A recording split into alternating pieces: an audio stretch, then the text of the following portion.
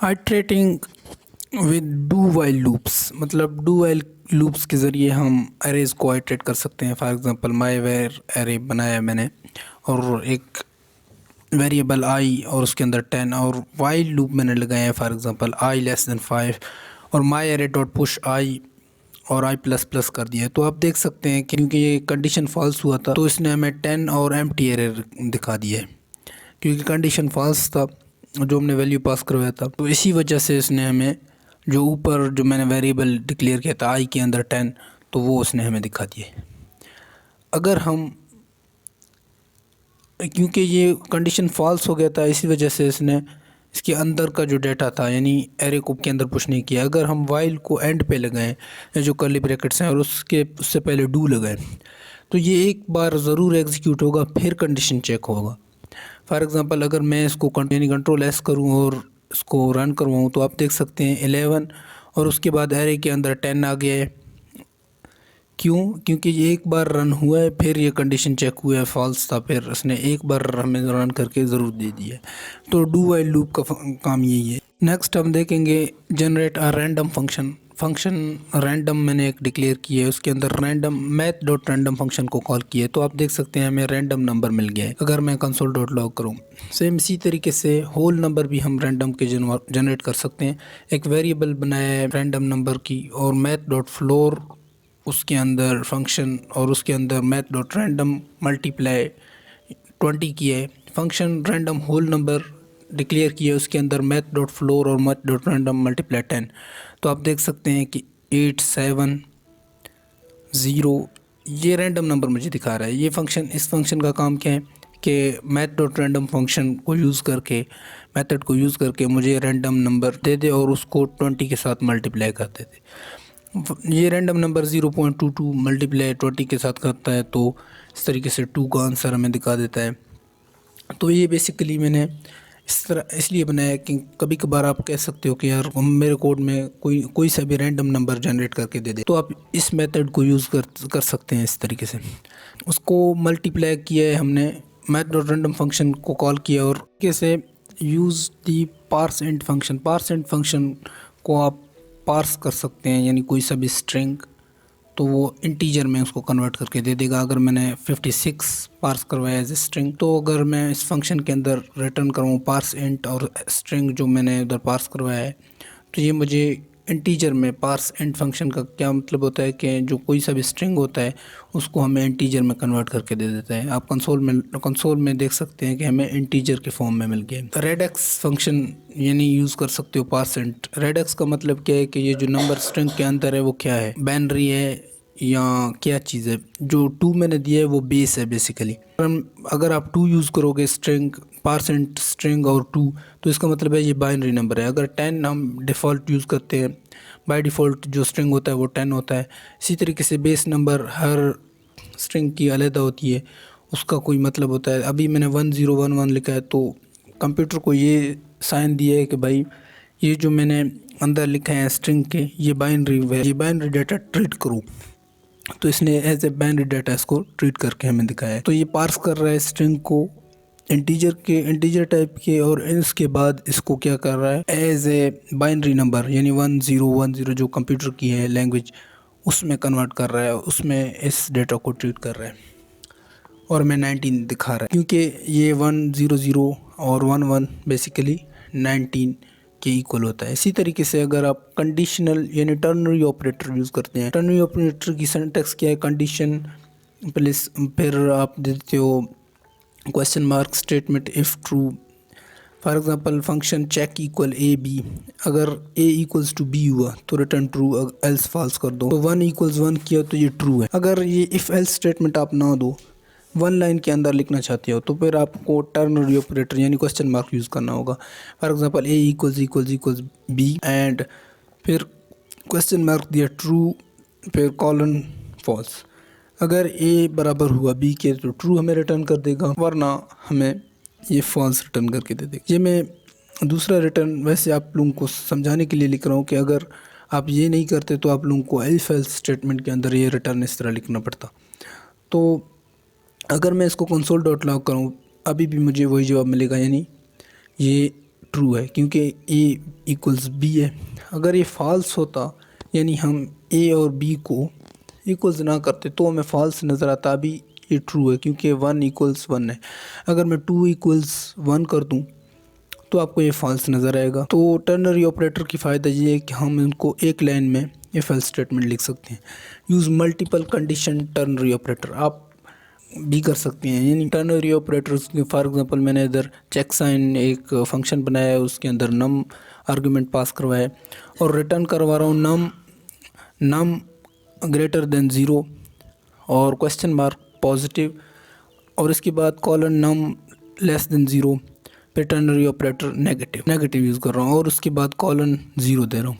तो अगर इसको कंसोल डॉट लॉग करवाऊँ और नम आर्ग्यूमेंट के अंदर मैं 10 पास करवा दूँ तो ये हमें दिखाई देगा कि अगर 10 ग्रेटर देन 0 है तो पॉजिटिव, ये पॉजिटिव मुझे दिखाएगा। क्यों? क्योंकि 10 जो वेरिएबल है वो ग्रेटर देन 0 है तो पहला कंडीशन ट्रू होता है तो पॉजिटिव दिखाता है हमें आंसर। अगर दूसरा कंडीशन जैसा कि मैं इधर -2 कर दूँ तो ये मुझे नेगेटिव दिखाएगा जो दूसरा कंडीशन है।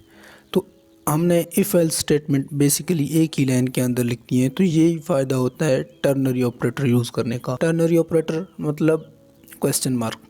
तो आप मल्टीपल टर्नरी ऑपरेटर कंडीशनल आप इस तरह यूज़ कर सकते हैं। अगर मैं 0 दे दूं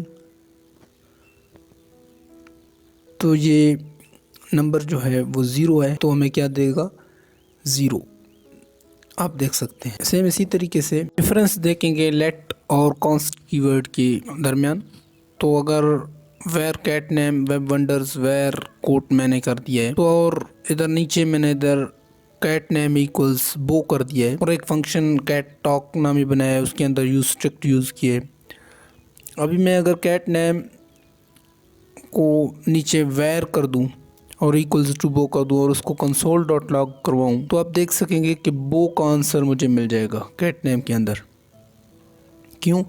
क्योंकि हमने वेर कीवर्ड यूज़ किया है, इसी वजह से ये हमें इसको ओवरराइट करने की या दोबारा रीडिक्लेयर या रीअसाइन करने की इजाज़त दे रहा है जावास्क्रिप्ट।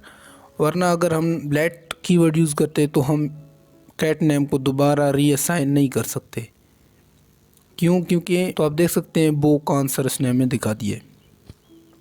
अगर मैं लेट करूं कैट नेम लेट और कोड को भी लेट कर दूं और कैट नेम लेट कर दूं इधर नीचे तो मुझे सिंटैक्स एरर मिल जाएगा। क्यों? क्योंकि हम लेट जो कीवर्ड है उसको दो जगह या रीअसाइन हम नहीं कर सकते हैं एक ही जगह पे। मतलब ग्लोबली हम एक बार उसको असाइन कर सकते हैं, डिक्लेयर कर सकते हैं और रीअसाइन उसको कर सकते हैं, लेकिन रीडिक्लेयर हम उसको नहीं कर सकते। तो आप देख सकते हैं syntax error redeclaration of let cat name, हमने दोबारा उसको लेट कैट नेम किया है नीचे तो इस वजह से हमें ये एरर मिला है। अगर मैं लेट को हटा दूं अब कंसोल डॉट लॉग करवाऊँ कैट नेम को तो आपको मिल जाएगा वो, क्योंकि आप इसको रीडिक्लेयर नहीं कर सकते लेट को, इसको रीअसाइन कर सकते हैं जावास्क्रिप्ट के अंदर। तो ये डिफरेंस है एक, ज़रूर याद रखें क्योंकि हम अक्सर लेट यूज़ करते हैं जावास्क्रिप्ट में, वेर कम ही यूज़ कर देते हैं। स्ट्रिक्ट भी हम फंक्शन के अंदर यूज़ करते हैं, कुछ लोग अपने कोड के स्टार्टिंग में यूज़ करते हैं कुछ फंक्शन के अंदर। ये हमें क्या करता है, कैच करता है कोडिंग एरर से बचाता है। फॉर एग्ज़ाम्पल हम ऐसा वेरिएबल डिक्लेयर करें जो हम असाइन ना करें तो ये भी एक प्रॉब्लम हमारे कोड में क्रिएट कर सकता है। तो इस वजह से हम स्ट्रिक्ट यूज़ करते हैं ताकि हमें आगे चलकर हमारे कोड में कोई मुश्किल ना हो। और एक वेरिएबल मैंने आई नाम में बनाया है, उसके अंदर फंक्शन स्कोप स्ट्रिंग रखा है और उसके अंदर एक स्कोप यानी एक चेक लगाया है इफ़ ट्रू और I is equal to block scope. तो ये मैं क्या कर रहा हूँ, लेट और जो वेर कीवर्ड है उनको कंपेयर कर रहा हूँ उनकी स्कोप्स को। बेसिकली क्या होता है कि लेट जो कीवर्ड है उसकी ब्लॉक स्कोप होती है। फॉर एग्ज़ाम्पल आप देख सकते हैं अगर मैं इसको let I is equal to function scope कर दूं और नीचे जो ब्लॉक है यानी ब्लॉक क्या इफ़ स्टेटमेंट के अंदर जो कर्ली ब्रैकेट्स हैं उसके अंदर भी लेट कर दूं तो मुझे इधर block scope I is block scope और block scope I is function scope मिलेगा।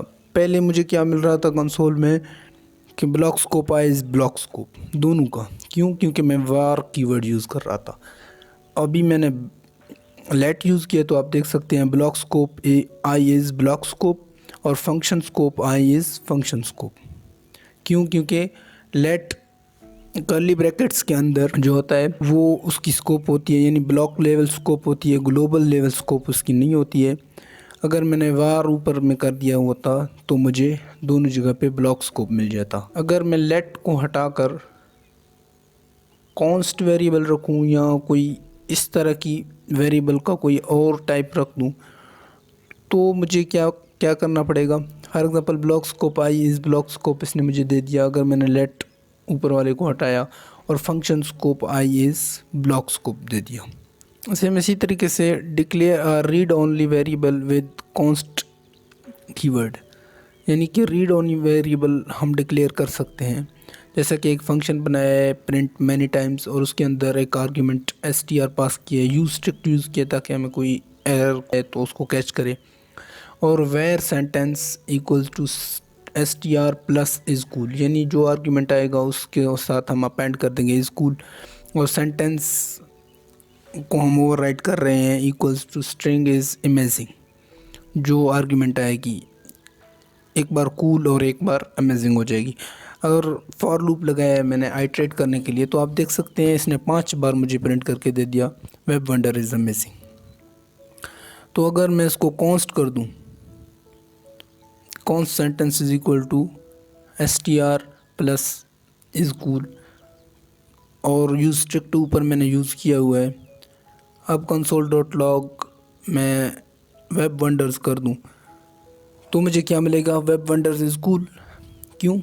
क्योंकि कॉन्स्ट और लेट वेरिएबल्स हम डिक्लेयर कर सकते हैं लेकिन इसको रीडिक्लेयर नहीं कर सकते हैं। जैसा कि मैंने इधर नीचे वाली लाइन कमेंट की है sentence equals to str plus 1, क्योंकि ये रीडिक्लेरेशन अगर हम करेंगे तो हमें असाइनमेंट की एरर मिल जाएगा जैसा कि मिल गया था पहले से। तो इसी तरीके से mutating an array declared with const, हम अगर कॉन्स्ट के साथ एक वेरिएबल डिक्लेयर करें, उसका टाइप कॉन्स्ट रखें तो हम उसको म्यूटेट भी कर सकते हैं। लेकिन ये सिंटैक्स नहीं है, जैसे कि s इक्वल्स टू मैंने कर दिया है 257 इस तरह हम म्यूटेट नहीं कर सकते हैं। लेकिन अगर हम इंडेक्स के साथ म्यूटेट करें तो हम कर सकते हैं, जैसे कि s की जो 0th इंडेक्स पे है 2, 0th इंडेक्स पे जो डाटा है एलिमेंट है उसको 2 के साथ रिप्लेस कर दें। s जो 1th इंडेक्स पे है डाटा उसको 5 के साथ रिप्लेस करते हैं। s की जो यानी s अरे है उसकी जो 3rd इंडेक्स पे उसको 7 से रिप्लेस कर दें।